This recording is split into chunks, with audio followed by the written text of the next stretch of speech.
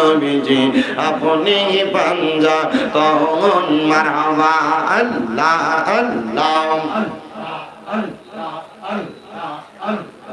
আপনার নূরে বানাই আল্লাহ সারা জগৎ ধন আপনাকে দেখাইতে আল্লাহ বানাইছে জাহান ও নবীজি আপনি জানের জান মারহাবা আল্লাহ আল্লাহ আপনি জানের জান গো নবীজি আপনি জানের জান ও গো নবীজি আপনি প্রাণের প্রাণ মারহাবা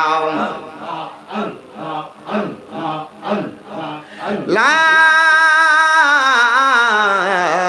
ইলাহা ইল্লাল্লাহু মুহাম্মাদুর রাসূলুল্লাহ সাল্লাল্লাহু আলাইহি ওয়াসাল্লাম।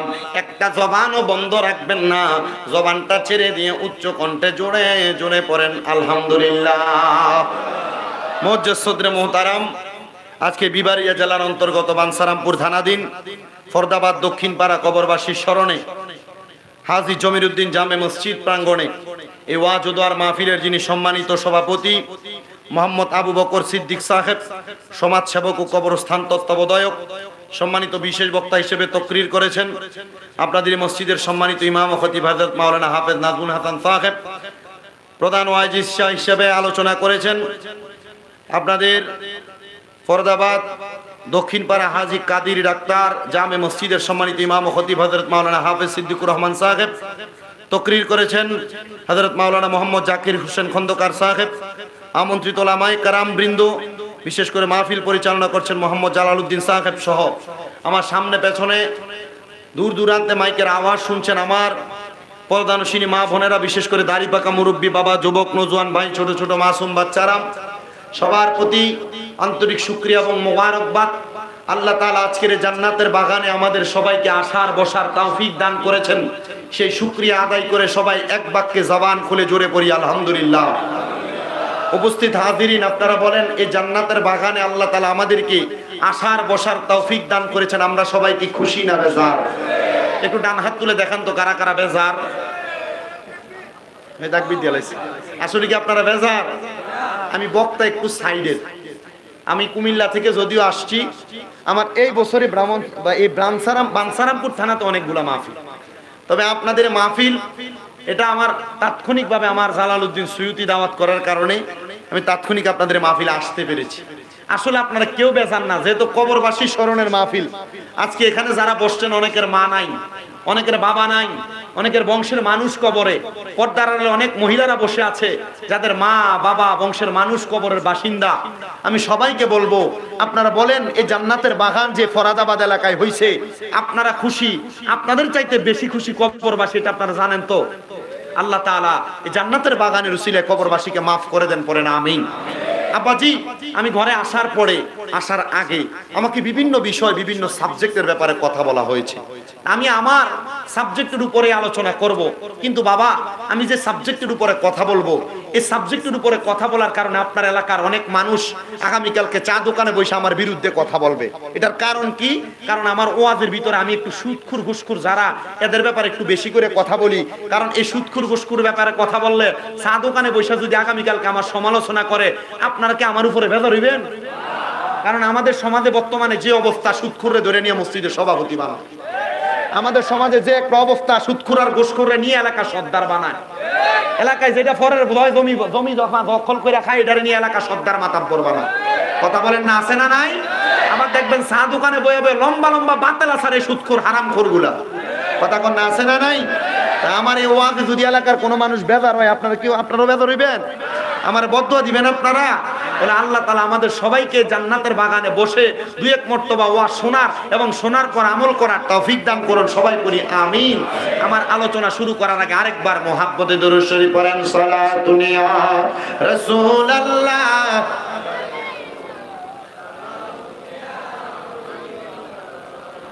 আমার মুসলমান ইমানদাররা, ডাইনে বামে না গিয়ে ডাইরেক্ট আমি আমার আলোচনার মধ্যে ঢুকে যাই।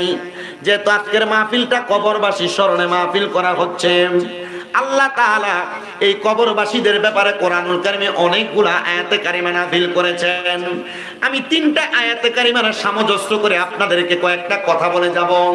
যদি আমার কথাগুলোর উপর ভিত্তি করে আপনার কবরের ব্যাপারে ভয় হয়, আমার কথাগুলোর উপরে ভিত্তি করে আপনার কবরের ব্যাপারে একটু অন্তরে কাঁপন হয়, তাহলে আপনি এখন থেকে পূর্ববর্তী সময় এবং পরবর্তী সময়, আপনি যে সময় আপনার হায়াতে জিন্দেগি থেকে কাটিয়ে দিয়েছেন আর যে সময় আপনি কাটাবেন, আপনি 2টা সময়ের উপরে একটু কম্প্রোমাইজ করবেন।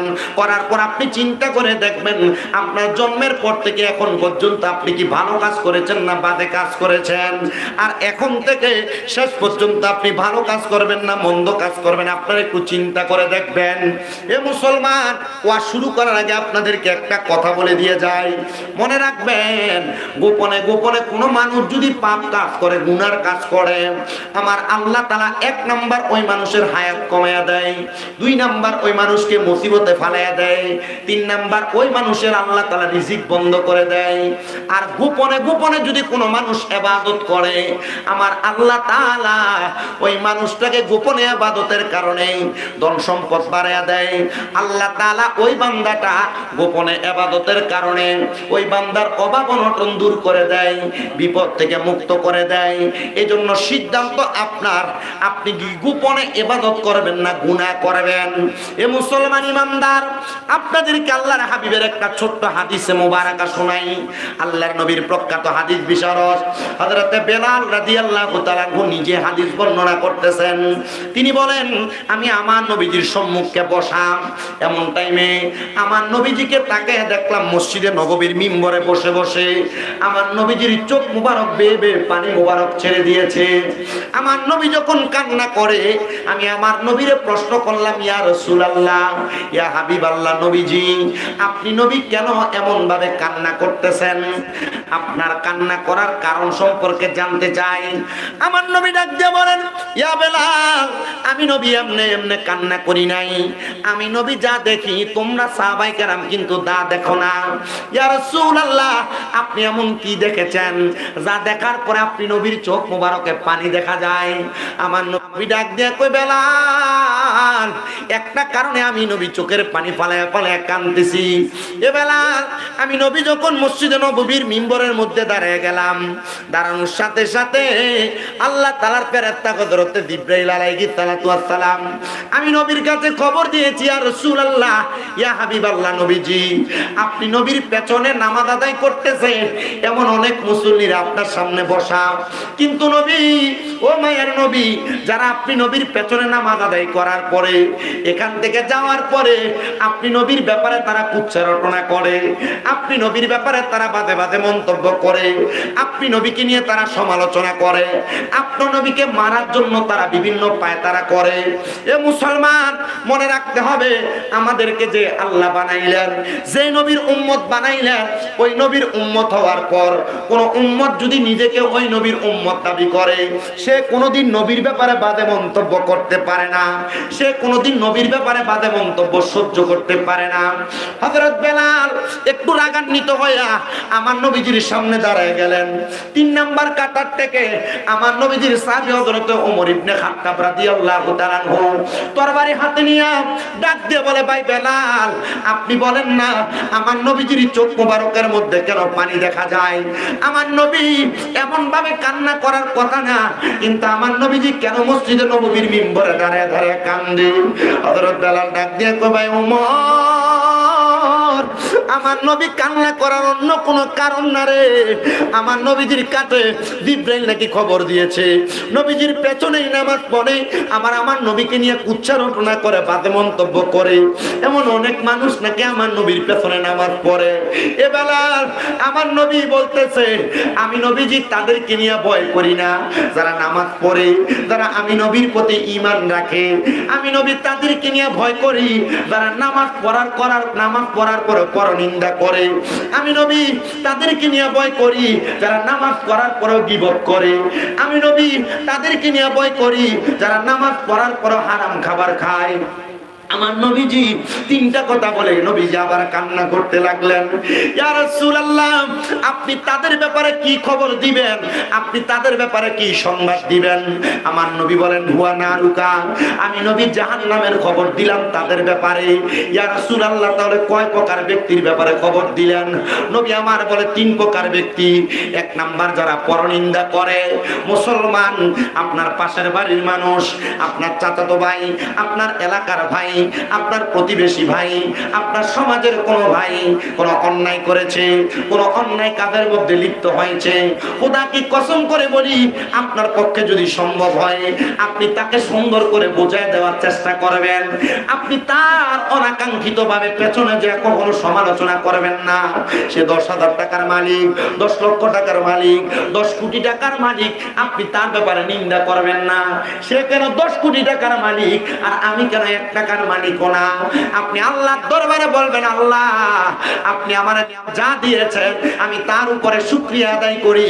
আমার আল্লাহর পেয়ারা হাবিব বলেন, কোন মানুষ যদি পরনিন্দা না করে, মানুষের সম্পদের লোভকে ত্যাগ কইরা কোন মানুষ যদি যা পায় তাদের সন্তুষ্টি আদায় করে, আমার আল্লাহ তাআলা ওই মানুষকে জান্নাতের মধ্যে সুন্দর একটা প্রাসাদ দান করে দিবে। জোরে সুরে পড়ি সুবহানাল্লাহ।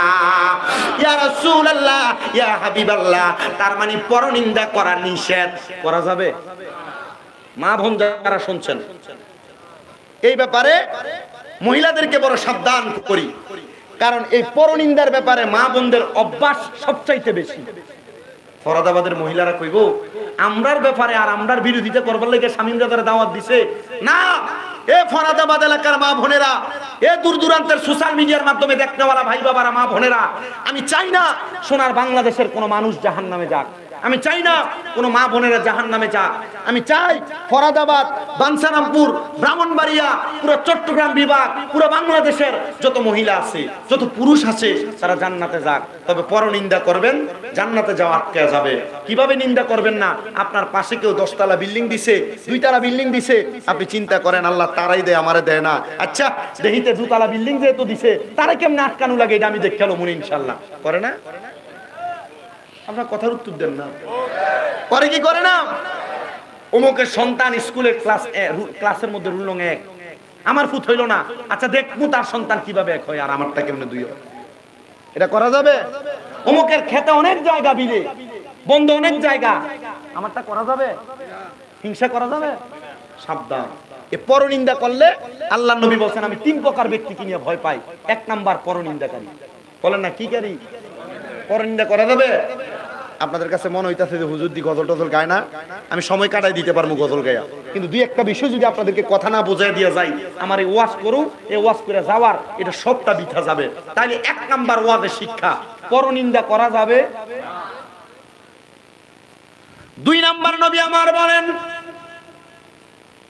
গীবত করার ব্যাপারে আমি নবী বড় ভয় পাই। ইয়া রাসূলুল্লাহ, কেন ভয় পান? বলে আল গীবাতু আসাদ্দু মিনাজ জিনা। বড় কঠিন কথা। একটা মানুষ জিনা করলে যেই গুনাহ হয়, যদি কোনো মানুষ কোনো মানুষের ব্যাপারে একজন আরেকজনের কাছে কোনো গীবত করে, কোনো মানুষের কাছে কোনো মানুষের বদনাম করে, এ শুনছনি অমুকের মায়া তো অমুকের সাথে পলায় গেছে, এ শুনছনি অমুক তো এই এই কাজটা করছে, এ শুনছনি অমুক তো এমন এমন কর্ম করছে, তার ঘরের কাছে দিয়ে আসার সময় শুনতে পাইলাম তার বউ তারে তুইটাই করে ব্যবহার করে, শুনছনি খবর পাইলাম অমুক ব্যক্তি তার বউরে গালাগাল করে। এমন পরনিন্দার পরে গীবত যারা করে, মানুষের পেছনে পেছনে যারা বদনাম করে, আল্লাহর নবী বলেন এমন গীবত যারা করে তারা যেন জিনা করলে যে গুনাহ সেই গুনাহ করে সেই গুনাহ। শুধু তাই নয়, আমার নবী বলেন আল গীবাতু আসাদ্দু মিনাল ফিতনা। আল্লাহর হাবিব সাল্লাল্লাহু আলাইহি ওয়াসাল্লাম নবী আমার বলতেছে এই গীবতের মতো বড় ফিতনা আর দুনিয়াতে কোনো কিছু হইতে পারে না। আবার নবীজি সাল্লাল্লাহু আলাইহি সাল্লামের তিরমিজি শরীফের একটা হাদিস পড়ে দেখলাম, আমার নবী বলেন কোন মানুষ যদি কোন মানুষের পেছনে পেছনে গীবত করে বদনাম করে, তাহলে সে যেন তার নিজের মায়ের সাথে 70 বার জিনা করে। মেলামেশা করে। এ বাবা, স্ত্রীর সঙ্গে যেই কাজ করা যায় মায়ের সাথে সেই কাজ করা যায় না। তো আপনি যদি একজনের নামে বদনাম করার কারণে, গীবত করার কারণে, পেছনে কথা বলার কারণে আপনার মায়ের সাথে 70 বার জিনা করার গুনাহ আপনার আমলনামায় হয়, তাহলে এমন গীবত করা যাবে না। বিশেষ করে যুব সমাজ, মুরব্বী সমাজ, মা বোন যারা শুনতেছেন, আপনাদেরকে বলতেছি, আপনারা যদি জিনার এমন গীবতের কাজ করেন, এক জালের কথা আরেক জালে লাগান, এক ননদের কথা আরেক ননদে লাগান, এই বাড়ির কথা ওই বাড়িতে লাগান, এটার কারণে আপনার বাবার সাথে আপনি 70 বার জিনা করলে যে গুনাহগার, আপনি সমতল পরিমাণ গুনাহ আমলনামায় হয়ে যাবে। নবী বলেন শুধু তাই না, মুসনাদে আহমদের একটা হাদিস 4 নাম্বার, আমার নবী বলেন, দুনিয়ার জমিনে কোনো মানুষ যদি কোনো মানুষের পেছনে পেছনে গীবত করে, বদনাম করে, কোনো মানুষের পরনিন্দা করে, আল্লাহর হাবিব সাল্লাল্লাহু আলাইহি সাল্লাম বলে, এই যে গীবত করলো, এই গীবতের কারণে ওই ব্যক্তিকে যদি বলা হয় তার ভাই মারা গেছে, মারা যাওয়ার পরে তার মরা ভাইয়ের শরীর থেকে কামড়ে কামড়ে গোশত খাওয়ার জন্য, এ ভাই তুমি কি পারবা? বলে না, পারবো না। আল্লাহর নবী বলে, কোন মানুষ যদি কোন মানুষের নামে গীবত করে, সে যেন তার মরা ভাইয়ের গোশত খায়, সে যেন তার মরা ভাইয়ের গোশত খায়, সে যেন তার মরা ভাইয়ের গোশত খায়। গীবত করা থেকে সাবধান, গীবত করা যাবে না, পেছনে বদনাম করা যাবে না, পেছনে পেছনে সমালোচনা করা যাবে না, এগুলা থেকে বড় সাবধান থাকা লাগবে। আল্লাহর নবী বলেন, আমি মেরাজে যাওয়ার পর এক প্রকার মানুষ দেখলাম যাদের জিহ্বাটাকে গরম লোহার রড দ্বারা আগুনের মধ্যে সেক দিয়ে টানায়া ফেলা হয়েছে। ইয়া রাসূলুল্লাহ, তারা কারা? তাদের ব্যাপারে আপনি আমাদেরকে খবর দেন। নবী বলেন, ওই মানুষ যারা মানুষের পেছনে পেছনে বদনাম করেছে, যারা মানুষের পেছনে পেছনে সমালোচনা করেছে, যারা মানুষের পেছনে পেছনে গীবত করেছে, আল্লাহর নবী বলেন, ওই মানুষদের জিহ্বাটাকে এমন ভাবে আগুনের কেচি দিয়ে কাটা হবে, যেমন কাটার কারণে মানুষটা তোতলা এবং বোবার মতো হয়ে যায়। আর ওই তোতলা এবং বোবার মতো হওয়ার কারণে সে তার কবরে কোনো হিসাব দিতে পারবে না, তখন তাকে জাহান্নামী বলে বলে খবর দেওয়া হবে। কিন্তু নবীজি, আপনার কাছে জানতে চাই, আমরা গীবত করি না। দোকানে বসে থাকলে আমাদের এলাকার কয়েকটা লোক আছে যারা দোকানে আসলে মানুষের নামে গীবত করে। দেখবেন এলাকায় এমন কয়েকটা শয়তান মার্কা, টেকনা মার্কা লোক থাকে, এরা দোকানে গেলে একজন আরেকজনের নামে বদনাম করে বলেন। এমন শয়তান মার্কা লোক ও ফরাদাবাদে আছে না নাই? ওয়াজ কমন, পুরা কমন, অভাব নাই এমন লোকের। চা দোকানে বসলে একজন আরেকজনের সমালোচনা করে। আপনাদের কি কষ্ট হইতেছে? এই ভাইজান, এদিক দিয়ে ডাক দে তারে। তুমি একজন তো পুরা মাঠের বাজার বানাই লইলা। ওয়াজ কি করছি জবাব দন লাগবো বেটা। আমি গীবতের ওয়াজ করতেছি, গীবত মানুষের সমালোচনা। জাহান্নাম থেকে বাঁচাতে চাই আপনাকে, চান না বাঁচতে? নবী আমার বলতেছে, ও আপনার মনে প্রশ্ন থাকতে পারে, হুজুর আমি গীবত করি না। গীবত কি করি না? আমি কারো সমালোচনা করি না হুজুর। চা দোকানে দিয়ে বসলে আমরা এলাকার 2-1 জন আছে, এরা দোকানে বইলে খালি মানুষের এটা এটা লইয়া কথা সমালোচনা করে, আছে না? ওই বহুত কইছে আছে। হুজুর আমরা গীবত করি না, তবে কান দিয়া শুনতে বড় ভালো লাগে।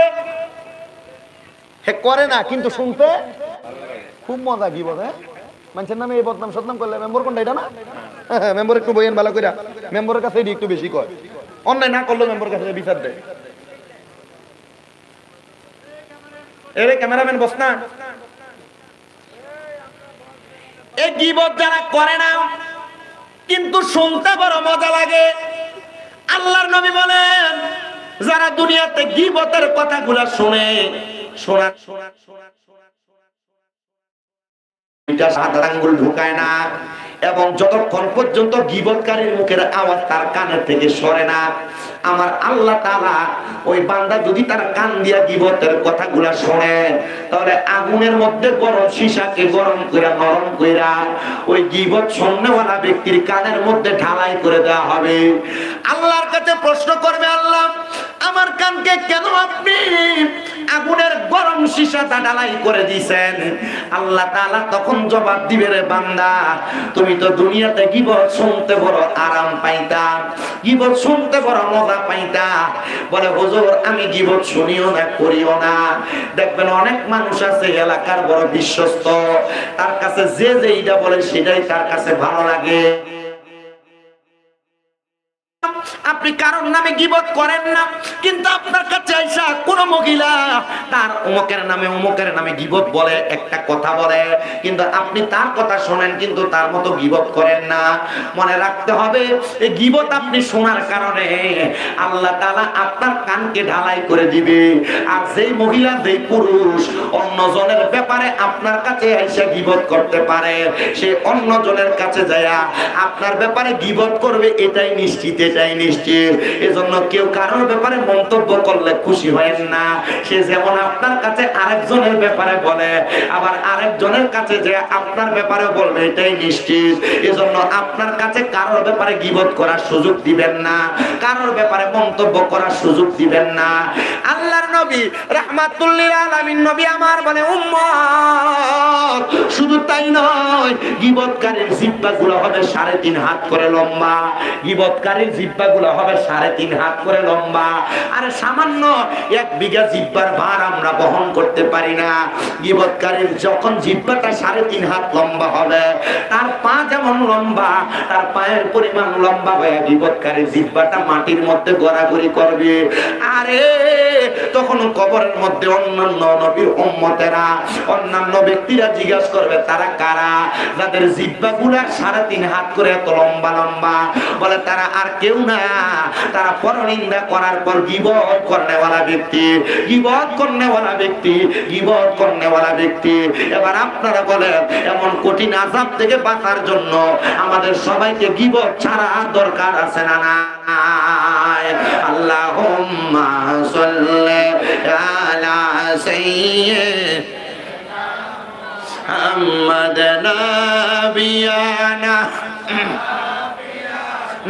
মাওলানা মুহাম্মাদ আল্লাহুম্মা সাল্লি আলা সাইয়্যিদিনা মুহাম্মাদ নাবিয়ানা।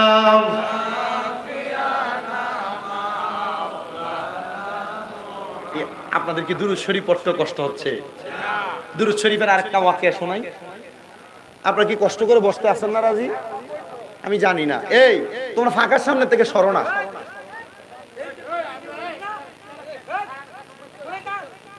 এখন কালে ওই টর্চলাইটটা দিয়ে বাড়ি দিলে বসবা, আঙ্গাটার সামনে দাঁড়ায় থাও। আচ্ছা, ইয়া মুরব্বীর আগারাগির দরকার নাই, কারণ ইয়া জায়গাটা একটু ছোট, মানুষ কষ্ট করে দাঁড়াইছে। যা হোক, আপনি একটু পাখাটা ছেড়ে দেন, পাখার সামনে দাঁড়ায়েন না, যেন মুরব্বীদের কষ্ট না হয়। কারণ আমার আব্বাজিরা যে কষ্ট করে বসে আছে, এটাও বড় মায়ার জিনিস। বহু এলাকার ভিতরে মুরব্বী পাওয়া যায় না, ওয়াজে গেলে কোন রকম পোলাপান বসে থাকে, কিন্তু আলহামদুলিল্লাহ এলাকায় পোলাপানের চাইতে মুরব্বী সমাজ বেশি। বোঝা গেছে এলাকার পোলাপান ফ্রি ফায়ারে আসক্ত বেশি, টিকটকে আসক্ত বেশি। ওয়াজ মাহফিল ভালো লাগে না, ওয়াজ মাহফিল ভালো না লাগুক, এই যে কানের ভিতরে বিভিন্ন গান কনসার্টের আওয়াজ তুমি ঢুকাইতেছ, তুমি মনে করছো শুধু গীবতকারীর কানে ঢালাই হবে না? যারা তাদের কান দ্বারা পরনারীর গলার আওয়াজ শুনে, তাদের কানকেও আগুনের এই গরম এই সীসা ঢালাই করে করে দেওয়া হবে। আমার মুসলমানেরা, দুরূদ শরীফের ব্যাপারে ছোট্ট একটা ওয়াকিয়া আপনাদেরকে শোনাই। আল্লাহর নবীর একজন প্রখ্যাত আশেকান, জিনার মনে বড় শখ ছিলেন, উনি ইন্তেকালের আগে নবীর দিদার পাবেন। আপনাদের দিদার পাইতে মন চায়? কথা কন না, দিদার পাইতে মন চায়? নবী দিদার পাওয়ার একটা আমলের কথা বলে দিব আজকের ওয়াজে।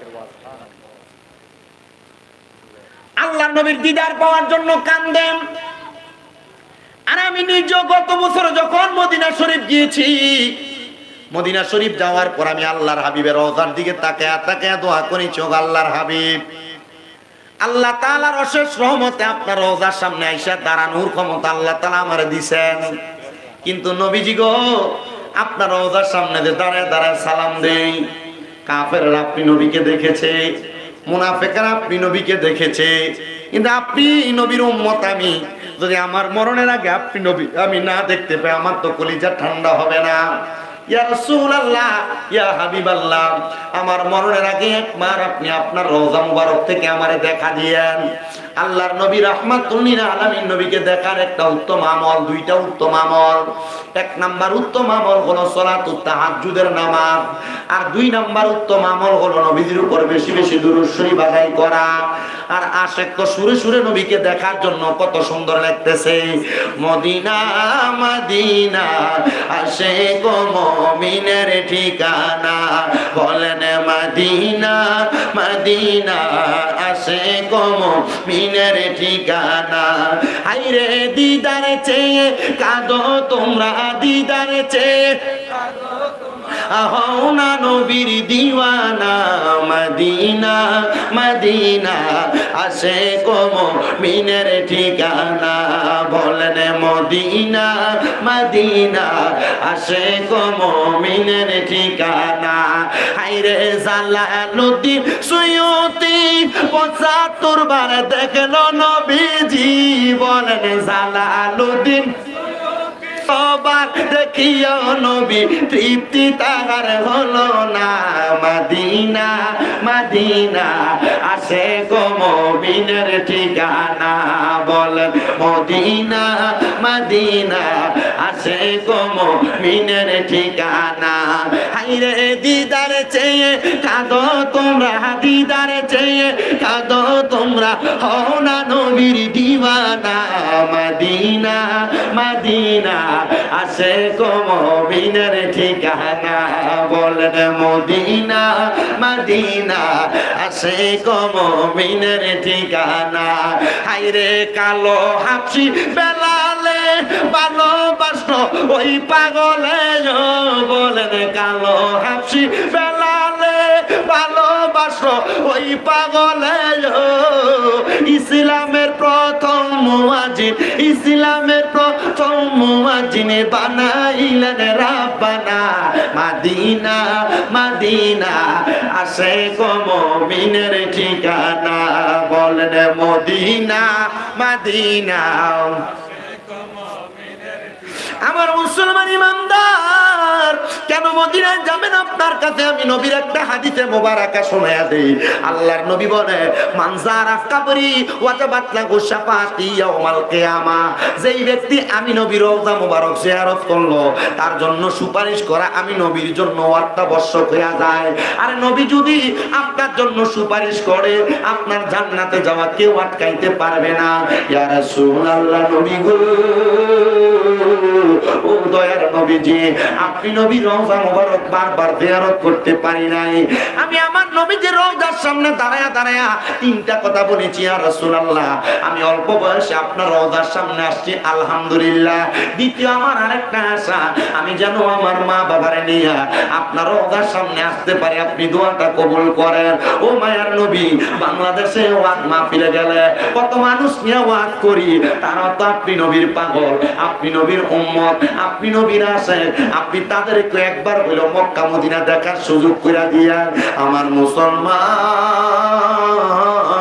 আমি কত মানুষ দেখছি মদিনা শরীফের দিকে তাকায়া তাকায়া চোখের পানি ফালায়া কান্দে। নবীজির ওই আশেক, উনি বলেন আমি সারাটা জীবন নবী নবী বলে কান্না করতেছিলাম। আমার বয়স 45 হয়ে গেছে, আমি নবীকে দেখার জন্য দুরূদ পড়ে পড়ে কান্দি, তাহাজ্জুদ পড়ে পড়ে কান্দি, কিন্তু আমার আল্লাহ তাআলা আমার নবীর দিদার আমার দেখায় না। হায়রে, যখন আমার নবীর আমার দিদার দেয় না, আমি আমার আল্লাহ তাআলার কাছে বারবার কান্না করতে লাগলাম। আমার বয়স 45, আমি নবীর কাছে যখন বারবার কান্দি, আল্লাহর কাছে বারবার কান্দি, আমার নবীর দিদার যখন আমি পাই না, আমি বিবাহ করলাম না। আমি হঠাৎ একদিন 45 বছর বয়সে রাগান্বিত হইয়া আমি চিন্তা করলাম আর বলতে লাগলাম, 45 বছর বয়স পর্যন্ত যেহেতু নবী নবী বলে ডাকছে, নবীর দিদার পাই নাই, আজকে আমি আর নবী নবী বলে ডাকবো না। তিনি বলেন আমি যখন ওই দিন নবীরে না ডাইকা তাহাজ্জুদ নামাজ না পইরা আমার ঘরের মধ্যে ঘুমায় গেলাম, এমন টাইমে আমি দেখলাম আমার একটা অন্ধকার ঘর নূরের আলোতে ঝলমল ঝলমল করতেছে। আমি আমার এই ঘরটা দেখে আমি নূরের আলোতে চোখ খুলতে পারতেছি না। আমি হঠাৎ করে তাকে রইলাম, কিন্তু আমার এমন আলো আমার চোখের মধ্যে লাগে, আমি বুঝতে পারলাম না এটা কিসের আলো, যে আলোর কারণে আমার চোখটা খুলতে পারতেছি না, আর চোখে আমি দেখতেছি না। আমি প্রশ্ন করলাম, কে আমার ঘরের মধ্যে তোমরা আলো জ্বালাইলা? আমার কেউ কোনো জবাব দেয় না। আমি হঠাৎ করে তাকে দেখলাম সাদা রঙের পোশাক পরা, মুখের উপরে কাপড় দেওয়া, আমার সামনে আইসা আমার মাথাটার মধ্যে হাতটা বুলিয়ে দিতেছে। প্রশ্ন করলাম, কে আপনি? উনি আমার জবাব দেয়, হে আমি নবীর আশিক, হে আমি নবীর প্রেমিক, যেই নবীকে দেখার জন্য প্রত্যেক দিন তাহাজ্জুদের নামাজ আদায় করতা, যেই নবীকে পাওয়ার জন্য সব সময় দুরূদ শরীফ আদায় করতা, আমি সেই রাহমাতাল লিল আলামিন নবীজি। তুমি উম্মতে মুহাম্মদীকে দেখার জন্য তোমার ভাঙ্গা ঘরের মধ্যে হাজির হয়ে গেছি। ইয়া রাসূলুল্লাহ, নবী এতদিন পর্যন্ত আপনাকে এত টাকা ডাকলাম, আপনি আমার কাছে আসলেন না। ইয়া রাসূলুল্লাহ, এত ইবাদত করলাম, আপনি নবীর দিদার পাইলাম না।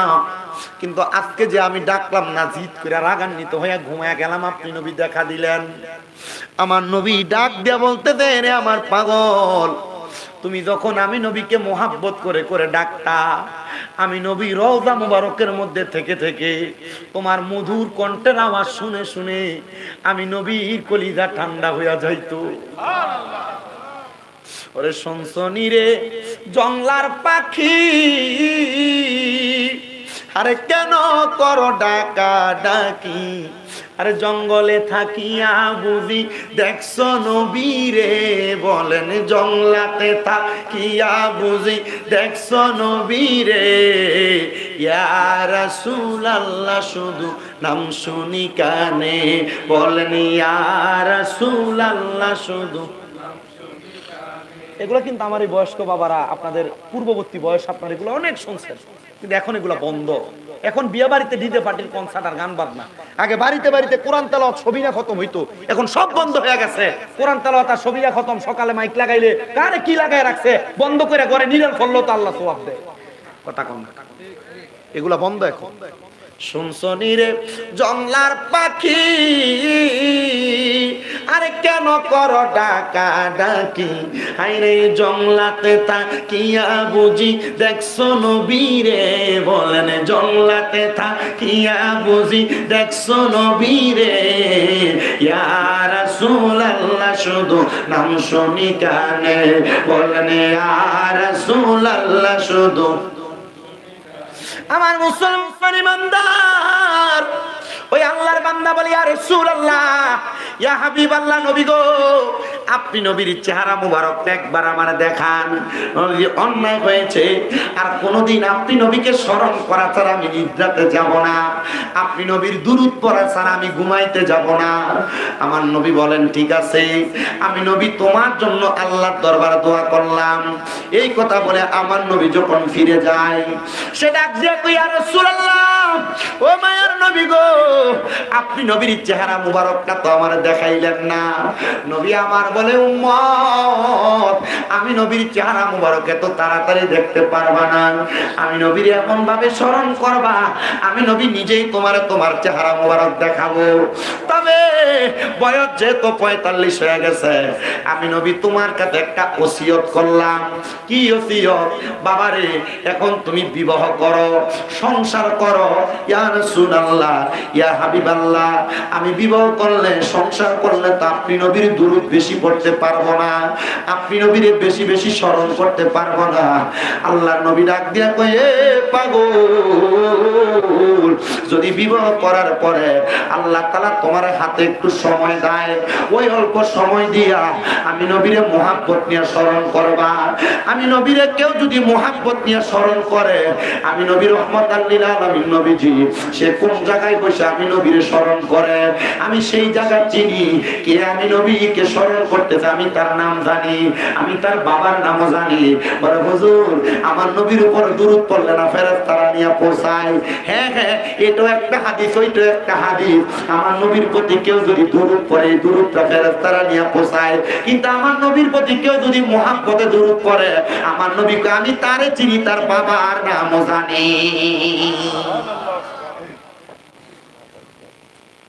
সে ডাক দিয়ে কই, ইয়া রাসূলুল্লাহ, বুঝতে পারলাম এমন কোন হাদিসের আমল হবে যে হাদিসের আমলের মাধ্যমে আপনি নবীর দুরূদ আদায় করাটা আমার জন্য ইবাদতে মশগুল হবে। আমার নবী বলেন, আনাস ইবনে মালিক রাদিয়াল্লাহু তাআলা আনহুর হাদিস। আনাস ইবনে মালিক রাদিয়াল্লাহু তাআলা আনহু আমার নবীকে প্রশ্ন করে, ইয়া রাসূলুল্লাহ, আপনি নবীর প্রতি আমি কত দুরূদ আদায় করব?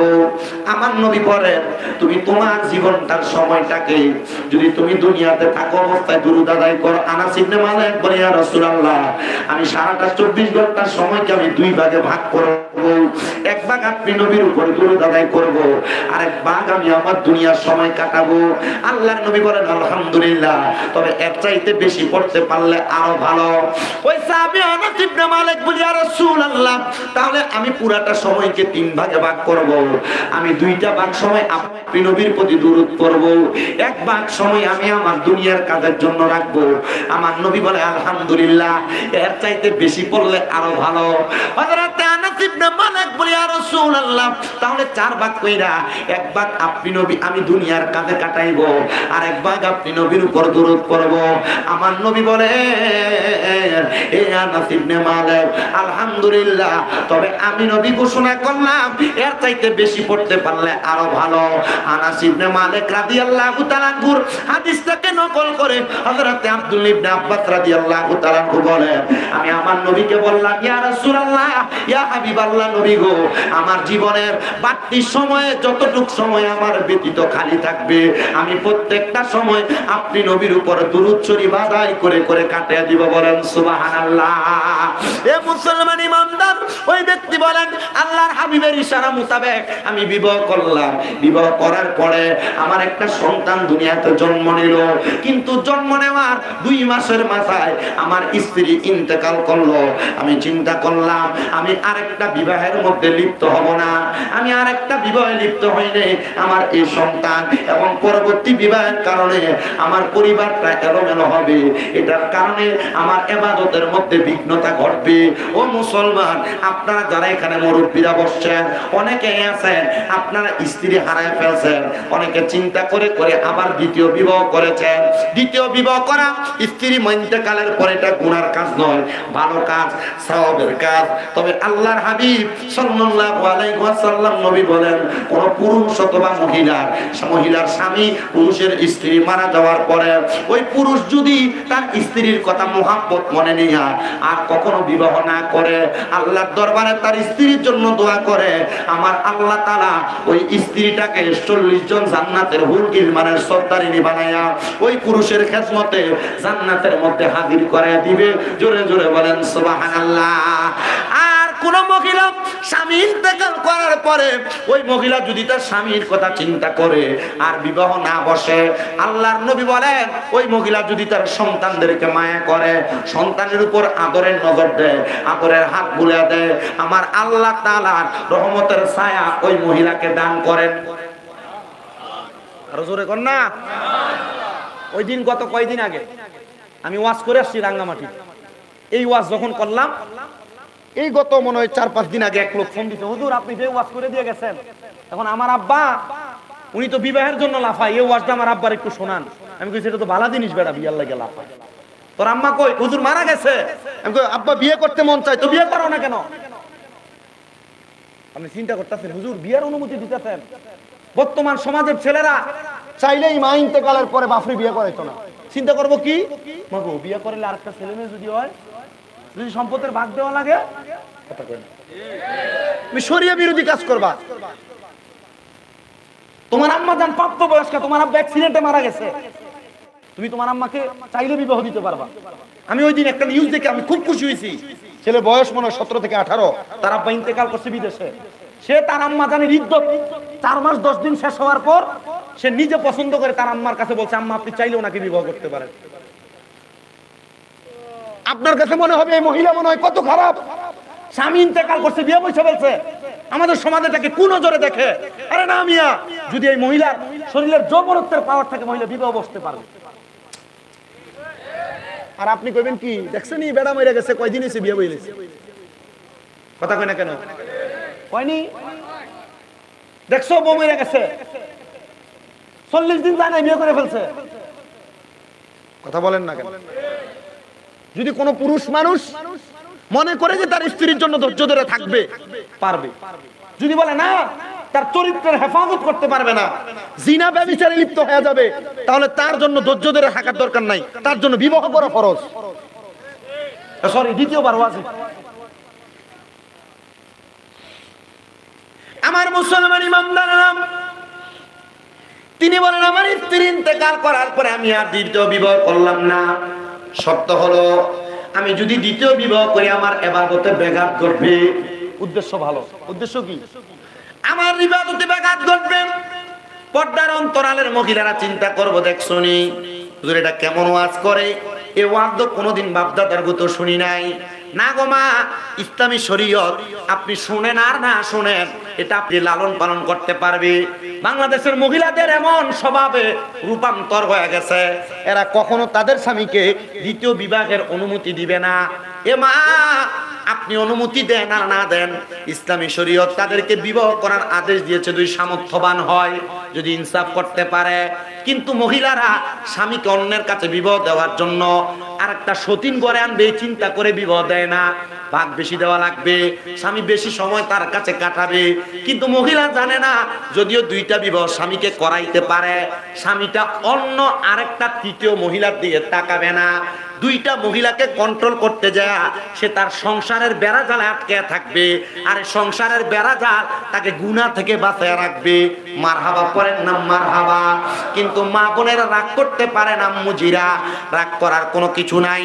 ইসলামী শরীয়ত মানলে আপনার লাভ, না মানলে আপনার লস। মানবেন কিনা আপনার ব্যাপার। উনি বলেন আমার ইবাদতের বিঘ্নতা ঘটবে, জন্য আমি আর বিবাহ করি নাই। ওনার সন্তানকে উনি আস্তে আস্তে করে লালন পালন করতে লাগলেন। সন্তানের বয়স যখন 13 বছর, সন্তান ডাক দিয়ে বলেন আমি আমার জন্মের পর থেকে আমার আব্বাজানকে দেখে এসেছি।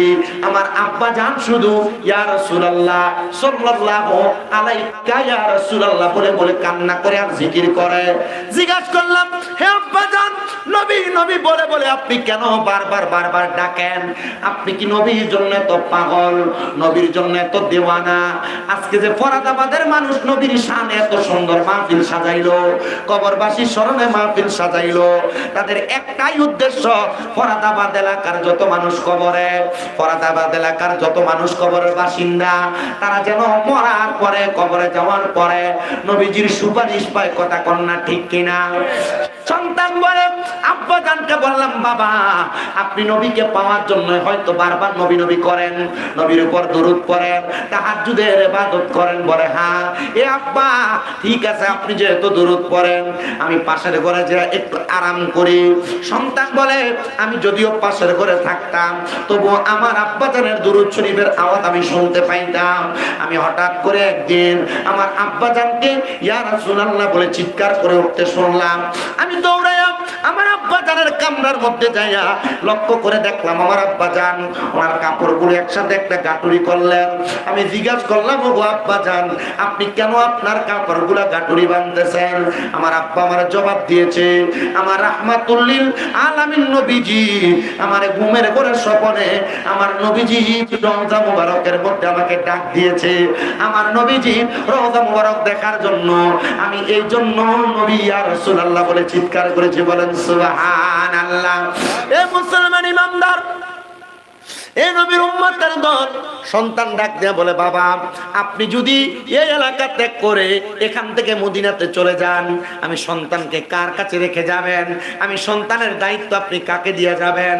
সন্তান এই কথার জবাব যখন বাবা দিতে পারেন না, আব্বা জিজ্ঞাসা করতেছে, হে আমার সন্তান, তুমি আমাকে কি বলতে চাও? একটু ক্লিয়ার করে বলো, খোলাসা করে বলো। সন্তান বলে, বাবা রহমতের নবী আপনাকে ডাক দিয়েছে, আপনি যাওয়ার পর নবী দেখবেন, নবীর রওজা দেখবেন। আব্বাজি আপনি মনে করেছেন আপনি যেমন বাবা, আপনার সন্তান মনে হয় তেমন হয় নাই। ওগো আব্বাজান, আপনি মদিনায় যে নবীর রওজা দেখবেন। আব্বাজি আমার কি মন চায় না গো নবীজির রওজা মুবারক দেখতে। আব্বা নিয়ে যান না, আমিও আল্লাহ নবীর রওজা দেখতে চাই। সন্তান বলে, আমি আমার আব্বাজানকে সাথে নিয়ে একসাথে রওনা করতে লাগলাম। একদিন, 2 দিন, 3 দিন করে আমরা 12 দিন একটানা হাঁটলাম। হাঁটার পরে আমরা একটা মরুভূমির মধ্যবর্তী জায়গায় পৌঁছাইলাম, কিন্তু এখনো পর্যন্ত আমরা মদিনার নবীর রওজার সামনে যাইতে পারি নাই। মরুভূমির সামনে যখন গেলাম, আমি দেখলাম আমার আব্বাজানের শরীরটা ধরে পড়ে যাইতেছে। আমার আব্বাজান পরবর্তী কদম এক পা আগাবে, সেই শক্তি আমার আব্বাজানের নাই। আমরা তাবু গাড়াইলাম, আমার আব্বাজানকে আব্বাজানের তাবুতে রাখলাম, আর আমি একটা তাবুতে অবস্থান করলাম। একটানা 3 দিন পর্যন্ত সময় যাইতেছে, কিন্তু আমার আব্বাজানকে তাবুর মধ্যে থাইকা শুধু আমার নবীজির দুরূদ শরীফ ইয়া রাসূলুল্লাহ জপতেছে। আমি বলতে লাগলাম, ওগো আব্বাজান, আপনি যে ইয়া রাসূলুল্লাহ জপতেছেন নবীকে পাওয়ার জন্য, আব্বুজি আপনি বলেন না, আপনি কি আমার নবীজিকে চোখ দিয়া দেখছেন বা দেখবেন? বলে, দেখার জন্যই তো নবী নবী বলে ডাকি। ও মুসলমান ইমানদার সন্তান বলে, 3য় দিন রাত্রবেলা যখন আমি ঘুমাইতে গেলাম আমার তাবুর মধ্যে, আমার আব্বাজান ওনার তাবুর মধ্যে, আমার আব্বাজানের তাবু থেকে আমার তাবুতে আব্বাজানের দুরূদের আওয়াজ শুনতে পাইতাম। হঠাৎ করে 3য় রাত্রে আমি দেখলাম আমার আব্বাজানের গলার কোনো আওয়াজ আসতেছে না, দুরূদ শরীফের আওয়াজ আমার কানে আসতেছে না। আমি একটু ভয় পেয়ে গেলাম। আমি আমার ঘর থেকে তাবু থেকে বের হইয়া আমার আব্বাজানের তাবুতে যেয়ে দেখলাম আমার আব্বাজানের শরীরটা একবারে নিস্তেজ, সেজদার মধ্যে পড়ে আছেন। আমি আমার আব্বাজানের পুরাটা শরীরের মধ্যে ধরতে লাগলাম। আমি দেখলাম আমার আব্বাজানের শরীরটা একবারে ঠান্ডা হয়ে আছে। আমি আমার আব্বাজানের ডান দিকে যখন ধরলাম, আমার আব্বাজান কাজ হয়ে বাম দিকে পড়ে গেছে। আমি নাকি মুখে হাত দিয়ে দেখলাম আমার আব্বাজান এখান থেকে আর নড়াচড়া করেন না, কোনো নিঃশ্বাস ফেলান না। আমি বুঝতে পারলাম আমার আব্বাজান দুনিয়া থেকে ইন্তেকাল করেছেন। ইন্না লিল্লাহি ওয়া ইন্না ইলাইহি রাজিউন। ও মুসলমান, কোন মুসলমানের ইন্তেকালের খবর শুনলে দোয়াটা পড়বেন। আল্লাহর নবী বলে, কেউ যদি পড়ে তার ইন্তেকালের পরে তার জন্য তার এলাকার মানুষ এমন ভাবে দোয়া করবে, জোরে শুনে পড়েন সুবহানাল্লাহ। ওই ব্যক্তি বলেন, আমার আব্বাজানের মৃতদেহটা নিয়ে আমি কিছুক্ষণ পর্যন্ত কান্না করতে লাগলাম।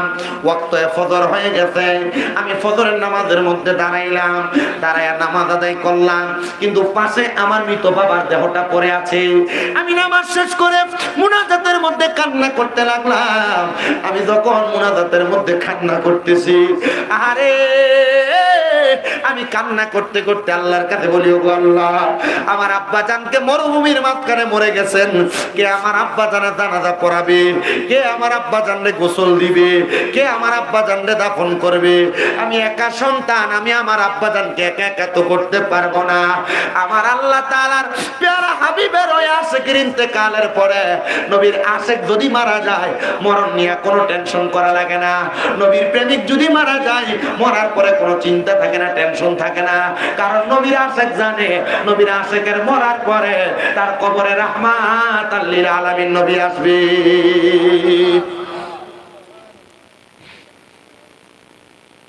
নবী আসবে, এই বিশ্বাস আছে না নাই? আহলে সুন্নাত ওয়াল জামাতের আকীদা, রাহমাতুল লিল আলামিন নবী কবরে আসবে। প্রশ্ন করা হবে, ওমান হাযার রাসূল, এই ব্যক্তিকে চিনো কিনা? আমরা নবীকে দেখে দেখে বলবো, হ্যাঁ ইনি আমাদের রাসূল সাল্লাল্লাহু আলাইহি সাল্লাম। আরে আমার এক ওস্তাদ, যিনি কুমিল্লা আলিয়া মাদ্রাসা আমাদেরকে বুখারীর দরস দিয়েছেন, তিরমিজির দরস দিয়েছেন, আমাদেরকে ইবনে নাসাই শরীফের দরস দিয়েছেন, ইবনে মাজাহ শরীফের দরস দিয়েছেন। ওই ওস্তাদ বলে, আরে বেটা নবীর প্রেমিক হয়ে যদি কেউ মরতে পারে, নবীর সাথে পাক্কা আশেক হয়ে যদি কেউ মরতে পারে, আল্লাহর কসম উম্মতে মুহাম্মদী কবরে যাওয়ার পর নবীকে চিনা লাগবে না, নবী বলবে এটা আমার উম্মত, হ্যাঁ আমি নবীর কুল মুবারক। আমরা নবী চিনবো কেন মিয়া? নবী তো আমাদেরকে চিনবে। নবী চিনার মতো কাজ আমাদেরকে করা লাগে না। আপনি নবীর উম্মত দাবি করেন, আপনার মুখের দাড়ি ফোম শেভ করা। আপনি নবীর উম্মত দাবি করেন, আপনি সুদ খান। আপনি নবীর উম্মত দাবি করেন, আপনি ঘুষ খান।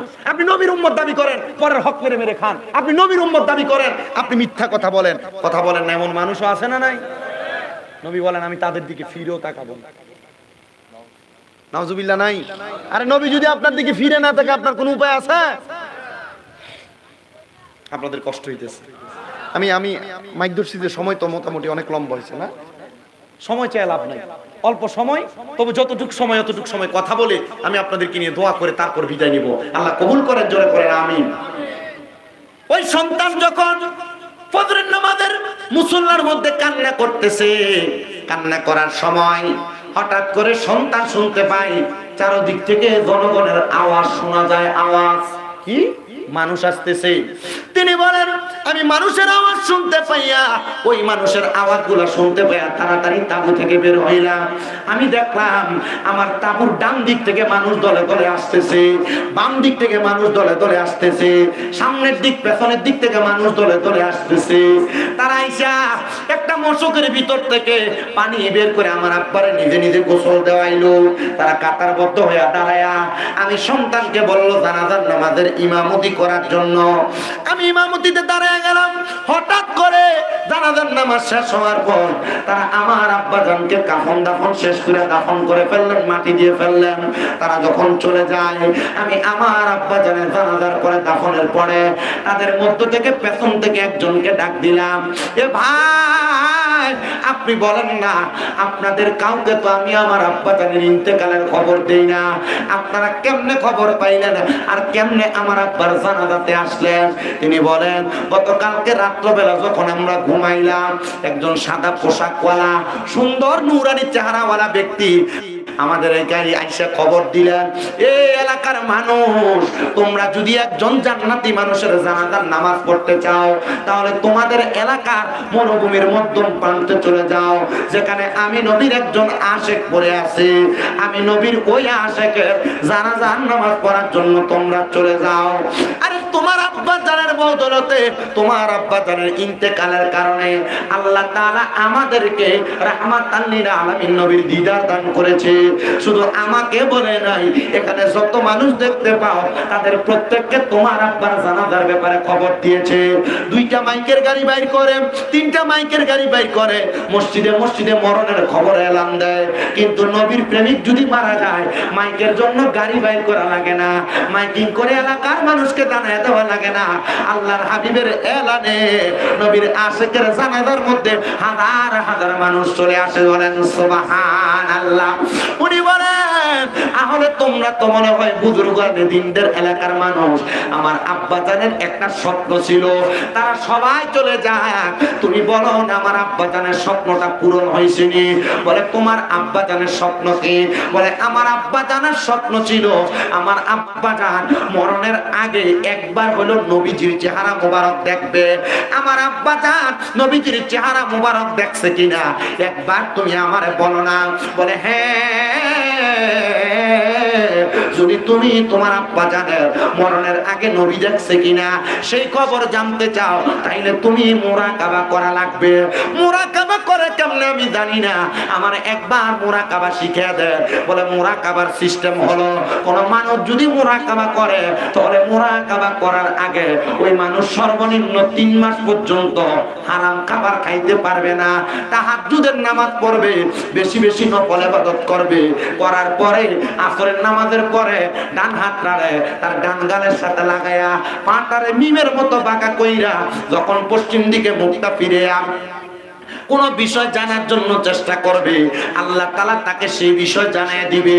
এ বাবা পারবানি তাহাজ্জুদ নামাজ পড়ে মুরাকাবা করতে? বলে হুজুর তাহাজ্জুদ নামাজ পড়ে এটা আমার আব্বা জানের শিখানো আল্লাহর নবীর রীতিমতো সুন্নাহ, আমি এটা পারবো। বলে তাহলে তাহাজ্জুদ নামাজ পড়া মুরাকাবা করবা, মুরাকাবা করলে তোমার আব্বা জানের দেখা পাইবা, তোমার আব্বা জানের খবরটা নচে তুমি তোমার আব্বা জানকে জিজ্ঞাসা করে নিও। উনি বলেন আমি আবার আমার বাড়ির পথে রওনা করলাম। বাড়ির পথে যাইতে যাইতে আমি চিন্তা করলাম কোথায় থাকবো। আমার এলাকার সব মানুষ তো আমারে চিনে না, আমার আব্বা জানকেও চিনে না। আমার আব্বা জান এলাকাতে একবারে অন্দরমহলে থাকতেন। এই এলাকার মানুষ তোমাদের কাছে আমাকে রেখে দাও, আমি তোমাদের খেদমত করব এবং আল্লাহর দরবারে তোমাদের জন্য দোয়া করব। মানুষ বড় খুশি, আপনার মতো আল্লাহওয়ালা ব্যক্তির সন্তান আপনাকে আমরা আমাদের এলাকায় রাখবো। ওনাদের এলাকায় যখন নিয়ে যাই, সেই সন্তান বলে তাহলে আমাকে তাহাজ্জুদ নামাজের ব্যবস্থা করে দেন না। সন্তান বলে এ জগতের মানুষ, আমি যখন তাহাজ্জুদের নামাজ পড়ে কান্না করতে লাগলাম, আমি কান্না করতে করতে যখন আমার নামাজের মুসল্লাটার মধ্যে চোখটা বন্ধ করে ফেললাম, এমন টাইমে দেখলাম ওই সাদা রঙের পোশাক পরাই আমার আব্বা জান আমার চোখের সামনে চলে আসছে। আব্বুজি আপনি যে আমার চোখের সামনে আসছেন, আপনি ইন্তেকাল করেছেন, আমি আপনার কাছে জানতে চাইবো না মরার পরে কবরে আপনার সাথে কেমন আচরণ করা হয়, শুধু একটা জবাব দেন। আপনি আপনার হায়াতে জিন্দেগির পুরা সময় আপনি নবী নবী বলে বলে কাটাইছেন, ওই মরণের সময় আপনি ওই নবীর দেখা পাইছেননি, ওই নবীর দিদার পাইছেননি। সন্তান ডাক দিয়ে বলে জগতের মানুষ, আমার আব্বা জানের জবানের বাণী, আমার আব্বা জান ইন্তেকাল করার সময় আমার আব্বা জান নবীজির চেহারার দিকে তাকায়া তাকায়া কালিমা পড়তে পড়তে মারা গিয়েছে। বলেন সুবহানাল্লাহ। আরে চোখেরই পলকে তুমি হতে পারো লাশ, চিরতরে বন্ধ হবে তোমারই নিঃশ্বাস, হবে এলান তোমারই নাম মসজিদের মাইকে, হবে এলান তোমারই নাম মসজিদের মাইকে। বাড়িওয়ালা নাই রে বাড়ি নাই রে দুনিয়াতে, বাড়িওয়ালা নাই রে বাড়ি নাই রে। তোমার বয়ে থাকতো মানুষ ছিল বাহাদুরি, ভাবনি হাওয়ায় উড়ায় তুমি যে রঙিনী ঘুড়ি। তোমার বয়ে থাকতো মানুষ ছিল বাহাদুরি, ভাবনি হাওয়ায় উড়ায় তুমি যে রঙিনী ঘুড়ি। সুতো টানে দিলে মালিক, সুতো টানে দিলে মালিক পারবে না তাকিতে, বাড়িওয়ালা নাই রে বাড়ি নাই রে দুনিয়াতে, বাড়িওয়ালা নাই রে বাড়ি নাই রে দুনিয়াতে। বাড়ি গাড়ি মেল ফ্যাক্টরি টাকার পাহাড়, বিলাসিতা কেটেছে জনম কতই অহংকার। দামি কাপড় ছেড়ে হবে, দামি কাপড় ছেড়ে হবে সাদা কাপড় পরিতে, বাড়িওয়ালা নাই রে বাড়ি নাই রে দুনিয়াতে, বাড়িওয়ালা নাই রে বাড়ি নাই রে দুনিয়াতে। মুসলমান চিন্তা করে দেখো, নবীর উম্মত মারা যাওয়ার সময় নবীজির চেহারা দেখে দেখে কালিমা পড়ে ইন্তেকাল করেছে। ইয়া রাসূলুল্লাহ, আমাদের কপালে কেমন ভাগ্য আছে যে আপনি নবীর চেহারা মুবারক দেখে দেখে কালেমা পড়তে পড়তে ইন্তেকাল করব। আমি জানি এই এলাকার মধ্যে বিভিন্ন দরবারের মুরিদান আছে, আপনারা অনেকে আছেন শাহ সিরকুটের বায়ান, অনেকে সোনাকান্দার বায়ান, অনেকে বিভিন্ন পীর মাশায়েখের হাত ধরে তরিকত গ্রহণ করেছেন। আমি আপনাদের সবার কাছে বলবো, যদি আপনারা নবী দেখতে চান, আপনাদের নিজ নিজ পীর মাশায়েখের হাত ধরে তরিকতের সবকটা গ্রহণ করেন, দেখবেন ওই তরিকতের সবক যদি আপনি পালন করতে পারেন, আপনি নবী দেখা আপনার জন্য একবারে সামান্য বিষয় মাত্র। কিন্তু আপনি এমন কাজ করেন না, আপনার দ্বারা বেশি বেশি গুনার কাজ হয়, হারাম কাজ হয়, আপনার দ্বারা মানুষের বেশি বেশি করে ক্ষতি হয়। তো নবী যে 3 প্রকারের ব্যক্তির ব্যাপারে সাবধান করছে, পরনিন্দাকারী, গীবতকারী, 3 নম্বর হলো হারামখোর। হারামখোর আছে কয় রকমের, এক প্রকার হারামখোর 1 নম্বর বর্তমান সমাজে যারা, এরা হলো সুদখোর। এবার আপনারা বলেন এমন সুদখোর বাংলাদেশের সমাজে আছে না নাই?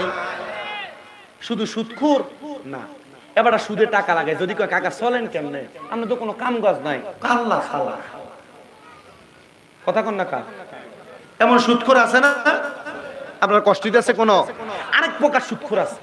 কোন সুদখোর? এই দেখবেন এবারটা নিজে সুদ খায় না, ইয়া ওই এবার কাছে যদি কাকা 10,000 টাকা হাওলাত দেন যাবনি, ইয়া আমার কাছে তো নাই, শাশির কাছে তার বইনে দিছিল কটা টিয়া চাইলা দিবার লাগে, কথা কন না কা, আছে না নাই? 2 নাম্বার গেল। 3 নাম্বার আরেকটা সুদখোর আছে, যে সুদখোরটা এলাকায় মানুষ সুদখোর কইব, এলাকায় ব্যাংকে এককালীন 10 লাখ টাকা দেয়, এটার নাম দিছে এফডিআর, কথা কয় না, নাম কি? 10 লাখ 10 বছর রাখিয়ে দিলে 10 বছর পর এটা 20 লাখ হয়ে ফেরত দিব, কথা কয় না। আছে নি সুদখোর? আরেক প্রকারের সুদখোর আছে, বলে যে এটা কোন সুদখোরটা? যে সুদরা আপনার বউ আপনার ফার্ম দিয়ে খাওয়ায়, হুজুর এটা কোনটা? দেখুন হঠাৎ করে একদিন রাত্রে কইতাছি, ইয়া তুমি যে যা কামাই করো সব খাইয়া লাও, আমরা আবুদ্দারির একটা ভবিষ্যৎ আছে না, এ মোটামুটি আয়ো না, আমরা একটা ডিপিএস করে লাই, ডিপিএস করে কিছু ব্যাংকে রাখি, তাহলে তো একটু বড় হইলে কামাই রুজি করে এটা দিয়ে খাইতে পারবো, চলতে পারবো। এই সুদ দিয়া, ঘুষের টাকা দিয়া, ডিপিএস নামক হারাম টাকা দিয়ে আপনি আপনার ফুত মানুষ করবেন, আর এই ফুত আপনার বয়স হওয়ার পর আপনার বাদ দিব, এটা আমি চিন্তা করতে পারি না, কথা কোন? এমন সুদখোর আছে না নাই? কথা কয় না, আছে না নাই? এমন সুদ যারা খায় তাদেরকে সাবধান করে দিবেন, বলে তোমরা যে সুদ খাও, কুকুর কুকুর কুকুর প্রত্যেকদিন সকালবেলা দোয়া করে, আল্লাহ আমার 2 প্রকার ব্যক্তির মুখ সকালবেলা খালি মুখে দেখাইও না। আল্লাহ কারা?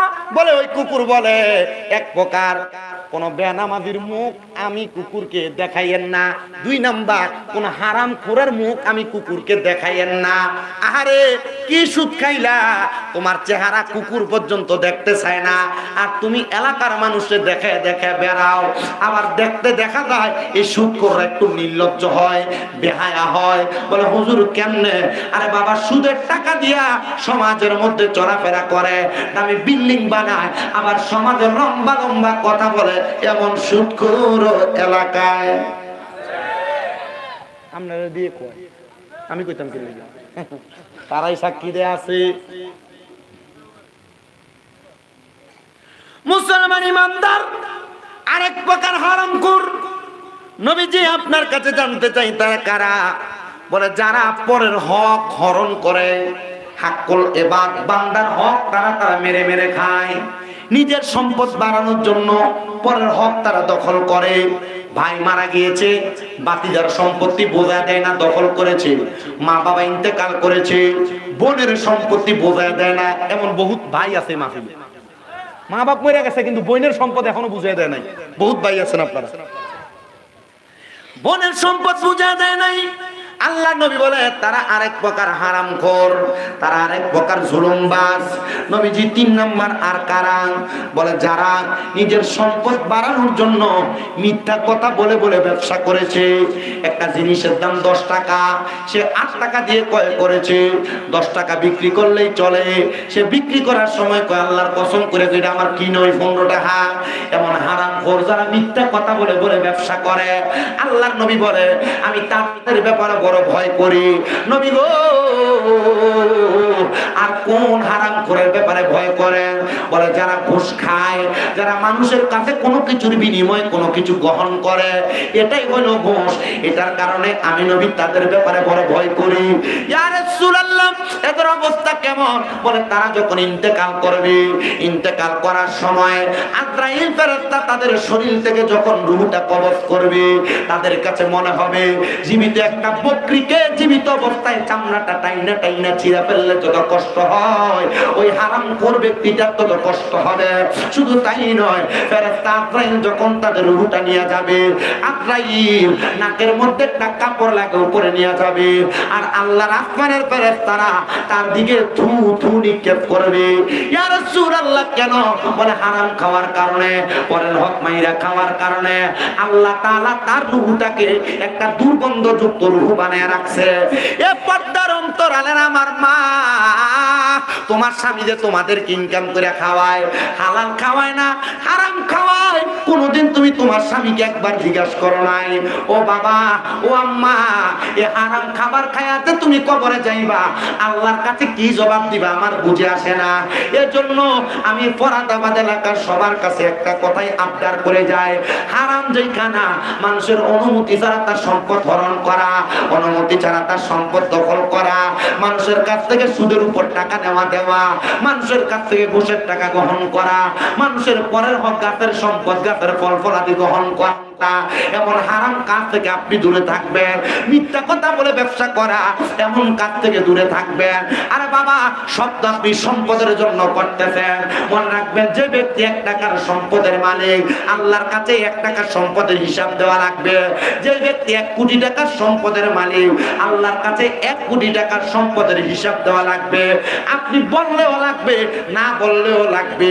তাহলে আল্লাহর হাবিব সাল্লাল্লাহু আলাইহি ওয়াসাল্লামের একজন উম্মত, তিনি বসবাস করতেন ইরাকের জমিনে। উনি একজন বাদশা। তিনি বলেন, আমার প্রজাদের মধ্যে একটা উদ্বেগ কাজ করতেছিল, তারা অভাবে পড়ে গেছে, খরাতে পড়ে গেছে, তাদের কাছে কোনো সম্পদ নাই। তারা সবাই এসে আমি বাদশার কাছে বলে, বাদশা আপনি আমাদেরকে সম্পদ দেন, বেশি বেশি সম্পদ দেন, আমরা আমাদের সম্পদ দিয়া সম্পদ বানাইতে চাই। বাদশা বলে, সম্পদ দিতে পারি, তবে একদিন অপেক্ষা করা লাগবে। কয়দিন? একদিন অপেক্ষা করলে সম্পদ পাইবা। এরপরে তোমরা যদি সম্পদ নিতে চাও, আমার পুরো রাজপ্রাসাদ নিয়ে যাও, আমার কোনো দাবি নেই। বাদশা ডাক দিলেন, আমার উজির সামনে আসো, আর আমার একজন প্রজা সামনে আসো। সামনেই না, প্রজার হাতে বাদশা 5 দিরহাম দিছে। 5 দিরহাম। কয় দিরহাম? উজিরের হাতে তুলে দিচ্ছেন 500 দিরহাম। বলছেন, এই আমার প্রজারা সবাই সাক্ষী থাকো, আমার এই প্রজাকে যে 5 দিরহাম দিলাম, প্রজা আগামীকালকে তার এই 5 দিরহামের হিসাব আমি বাদশার কাছে দিবে। আর আমার উজিরকে যে 500 দিরহাম দিলাম, সে 500 দিরহামের হিসাব আগামীকালকে আমাকে দিবে। যাও, সবার ছুটি। সবাই চলে গেছেন। ওই প্রজা বলেন, 5 দিরহাম দিয়ে আমি কি করব? আমার কাছে এমন কোন এই টাকা দিয়ে আমি কিছু করার মতো নাই, আমি আমার কাছে রেখে দিলাম।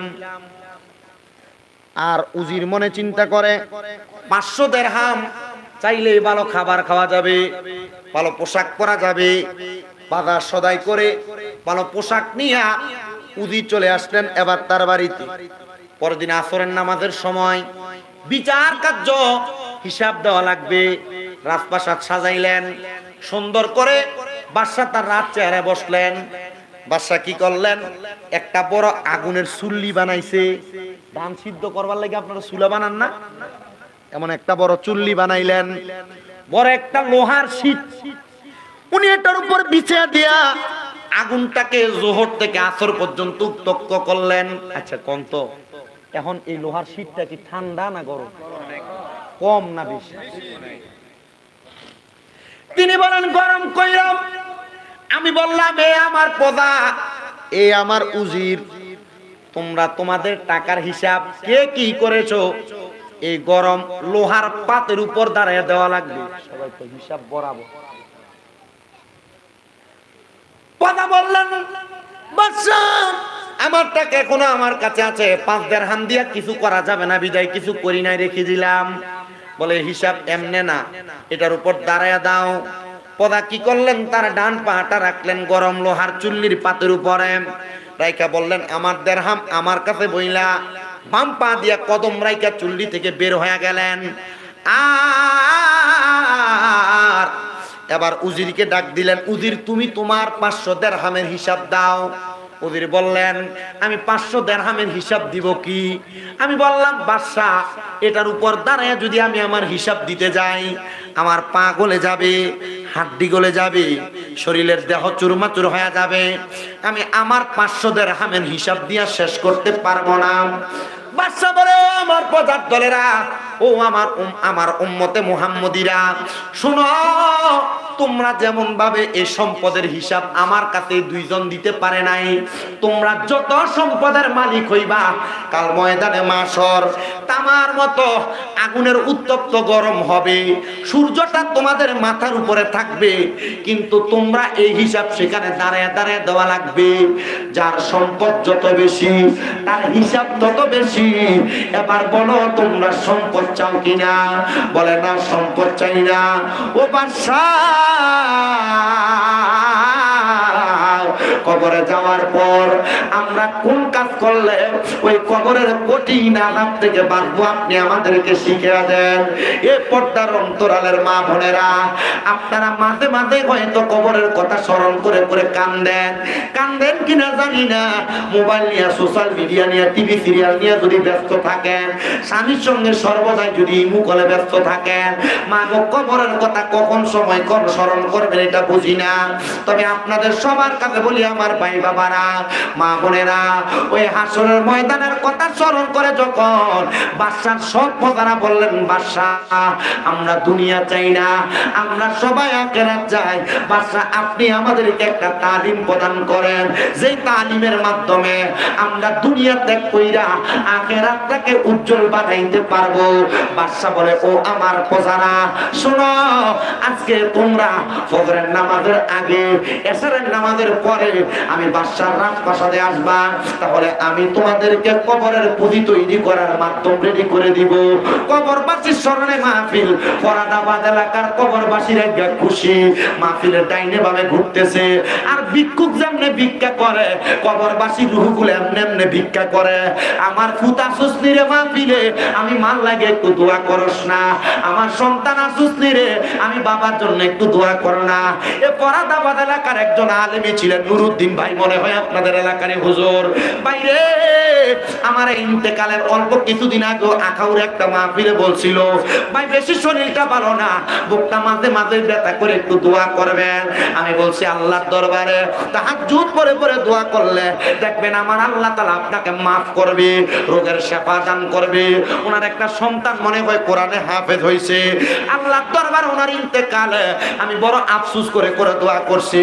বক্তা মানুষ, উলামায়ে কেরাম ওয়াজ মাহফিল করত, আল্লাহ আপনি কোন ভালোর বুঝে আপনি তারে নিয়ে গেছেন আমি জানি না। আমি আস্তে আস্তে গাড়িতে বলছি, আল্লাহ যেন ওই লোকটাকে জান্নাত নসিব করে, আমরা মন থেকে দোয়া করব।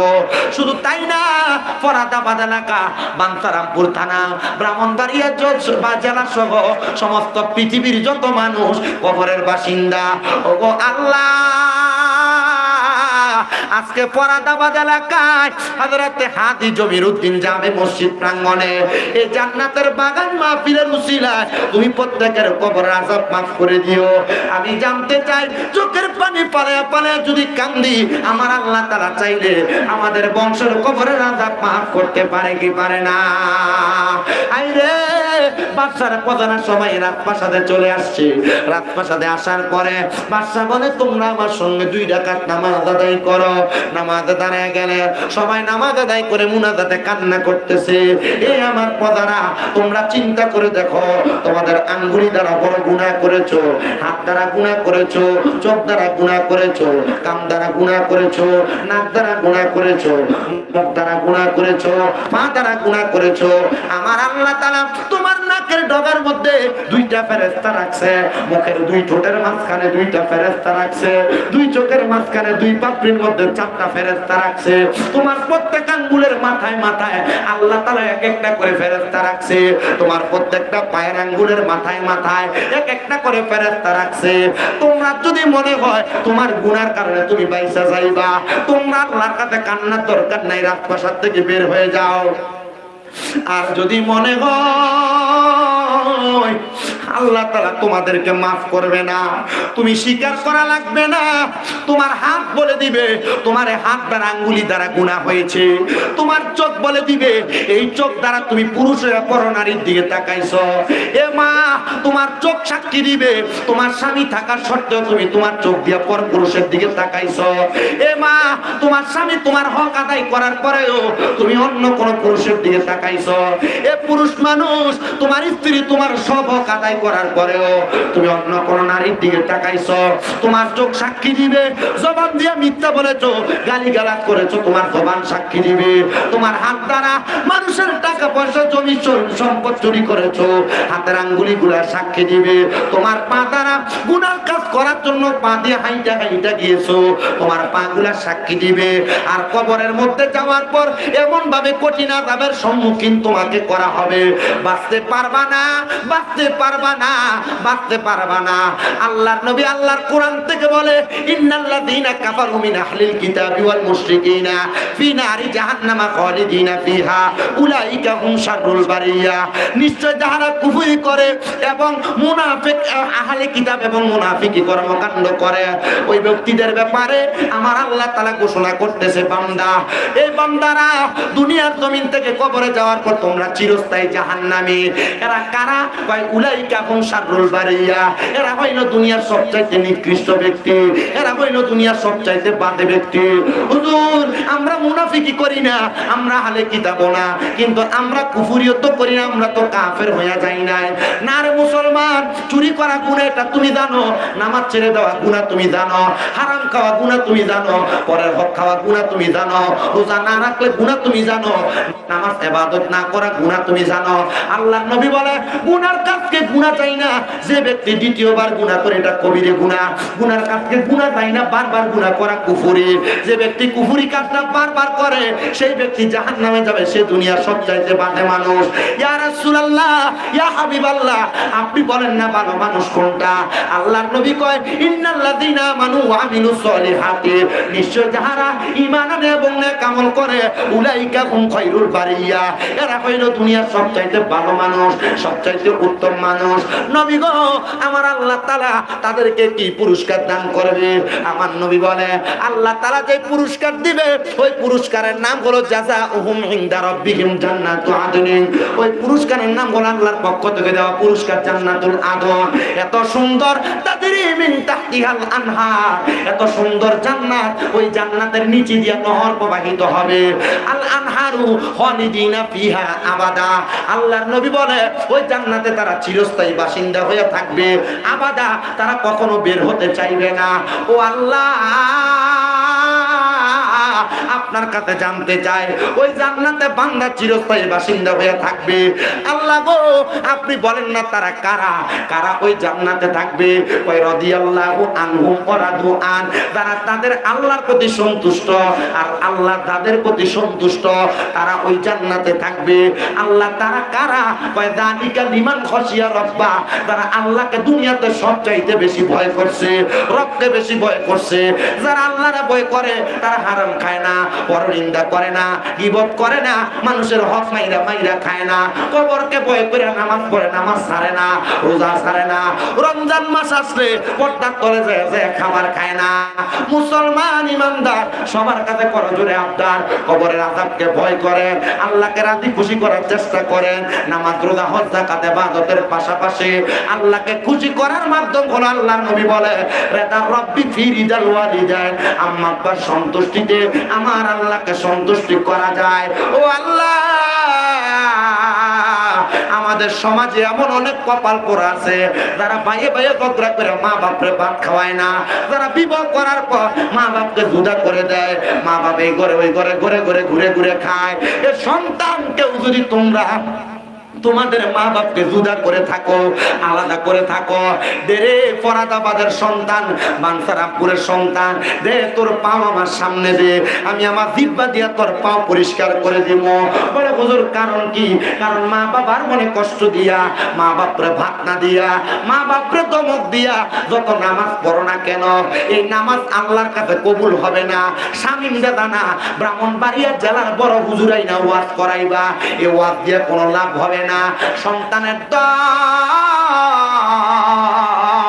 কেউ যদি ওই মা বাবার সাথে অন্যায় করে থাকো, ওয়াদা করো এখান থেকে বাড়িতে যে মা বাবার পা ধরে মাপ চাইবা। আমি জানি না তোমরা তোমাদের মা বাবার পা ধরে মাপ চাইবা কিনা, কিন্তু আল্লাহর নবী রাহমাতুল লিল আলামিন নবী আমার শিখিয়ে দেয়, উম্মত দুনিয়ার জমিনে মা বাপ মাপ না করলে স্বয়ং আমার আল্লাহ তোমাদেরকে মাফ করবে না। মা বাপ যদি তোমার প্রতি বেজার থাকে, আমার আল্লাহ তোমার প্রতি বেজার থাকবে।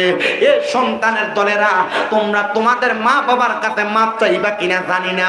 আমি শামীম দাদা শুধু মাপ চাই নাই রে, মাপ চাই নাই, আমি আমার মা বাপের পায়ের মধ্যে চুমা দিছি। আপনাদের দোয়াতে কুমিল্লা শহরে আমার 6টা মাদ্রাসা চলে, পুরুষ মাদ্রাসা, মহিলা মাদ্রাসা, হেফজখানা, একাডেমিক বিভাগ। এই মাদ্রাসাগুলা আমার এলেমের বরকতে না, কুমিল্লা আলিয়া মাদ্রাসায় কামেল 2য় বর্ষে ফাইনাল পরীক্ষা দিয়ে দিব। ও বন্ধু, আমি আমার এলেমের জোর দিয়ে ওয়াজ করি না, আমি বুঝতে পারি আমার উস্তাদদের দোয়া, আমার মা বাবার দোয়ার বরকতে আমি ওয়াজ মাহফিলে এসে ওয়াজ করতেছি। আরে আজকের মাহফিল কবুল হবে কি হবে না এটার গ্যারান্টি কেউ দিতে পারবে না, তবে একটা গ্যারান্টি আমি দিয়া যায়, আগামীকালকে যদি দেখো এলাকার কোনো মুরব্বীরা দোকানে বৈশা বলে, হ্যাঁ আমার সন্তান কোনোদিন আমার সঙ্গে কোনো অন্যায় করে নাই, তবু আমার সন্তান বাড়িতে যাইয়া শামীম দাদার ওয়াজ শোনার পরে আমার পায়ে ধরে মাপ চাইছে, মনে করবা মাহফিল কবুল হয়ে গেছে। কোন মহিলা যদি একজন আরেকজনকে বলে, হ্যাঁ শামীম দাদার ওয়াজ শুইনা আমার সন্তান আমার পায়ে ধরে মাপ চাইছে, মনে করবা ওয়াজ কবুল হয়ে গেছে। বলে হুজুর আমি আমার মা বাবার পা ধরে মাপ চামু দূরের কথা, আমি 2 ঈদে মা বাবার পা ছুঁয়ে সালামি করি না। এর সন্তান তুমি কেন সালাম করো না আমি জানি না। মা বাবার পায়ে ধরলে সন্তানের দাম কমে না, ইজ্জত কমে না, সম্মান কমে না। মা বাবার পায়ে চুমা দিলে আল্লাহর জান্নাতের চৌকাঠে চুমা দেওয়ার সওয়াব পাওয়া যায়। তোমার কি মনটা চায় না তুমি তোমার মা বাবার পায়ে চুমা দিতে? আল্লাহর নবী যখন মক্কা থেকে মদিনাতে হিজরত করে আসছেন, নবীর এক সাহাবী বলে, ইয়া রাসূলুল্লাহ আর যদি কখন আপনি মক্কাতে ফিরে যান, আপনার সাথী বানায়া আমি সাহাবীরা আপনার সাথে মক্কায় নিয়ে যায়েন। সাহাবী নিয়ে যাব, কিন্তু আমার নবীজি হিজরত করে আসার অল্প কিছুদিন পর মক্কাতে রওনা করেছে। এমন টাইমে ওই সাহাবী আমার নবীজির দরবারে আসে না।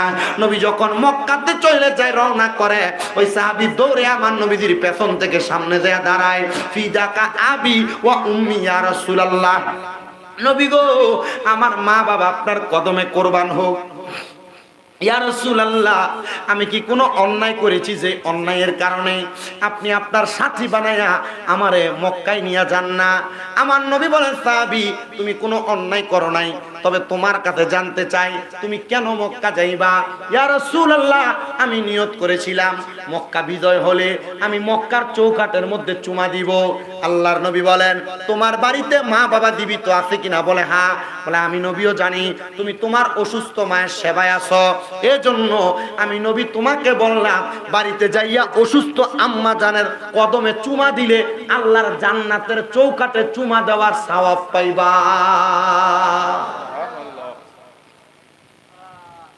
মা বাবা অসুস্থ, বুড়া কইয়া ডাকবে, বুড়ি কইয়া ডাকবে, আল্লাহর নবী বলে এদের কাছে জান্নাতের স্বাদ আছে, জান্নাতের মজা আছে।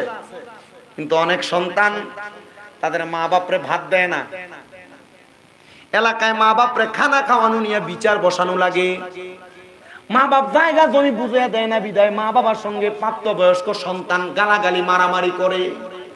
সন্তানের দল, যাদের মা নাই যাদের বাবা নাই এরা চিন্তা করে, হুজুর যাদের বাড়িতে বাবা আছে তারা বাড়িতে যা বাবার পায়ে ধরে মাপ চাইবো, আমার আব্বা নাই আমি কার পায়ে ধরে মাপ চাইবো? হুজুর যাদের মা আছে তারা বাড়িতে যাইয়া মার পায়ে ধরে মাপ চাইবো, আমার তো মা নাই আমি কার পায়ে ধরে মাপ চাইবো?